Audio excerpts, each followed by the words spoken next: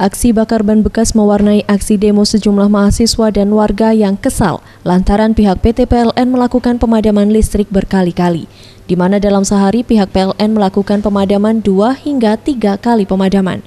Para mahasiswa ini meminta pihak PLN agar tidak melakukan pemadaman listrik secara sepihak dan jikapun melakukan pemadaman agar memberikan alasan yang jelas kepada masyarakat. Aksi bakar ban bekas yang dilakukan para mahasiswa di Jalan Yosudarso depan kantor PLN ini pun menuai perhatian pengendara yang tengah melintas. Muhammad Amin, koordinator demo, mengatakan pihak PLN dinilai semena-mena melakukan pemadaman listrik. Terlebih lagi, akibat pemadaman listrik dapat memicu terjadinya kebakaran rumah warga.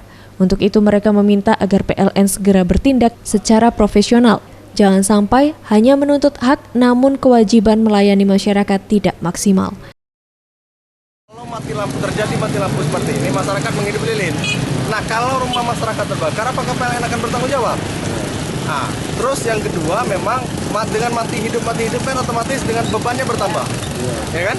Nah, PLN tidak toleransi lagi, 3 bulan kita dicabut, ya kan? Nah, maka dari itu kita minta PLN profesional dong. Nah, kita juga minta manajernya hadir di tengah kita ini menjelaskan sebenarnya apa yang terjadi. Jangan sampai 3 jam mati, 3 jam mati, 3 jam hidup, ya kan? Nah, dengan begitu, kita kalau ada rumah masyarakat terbakar hari ini di Kota Lubulingga, PLN harus bertanggung jawab. Kalau tidak, kita akan bakar kantor PLN. Ferry Setiawan, Sriwijaya TV.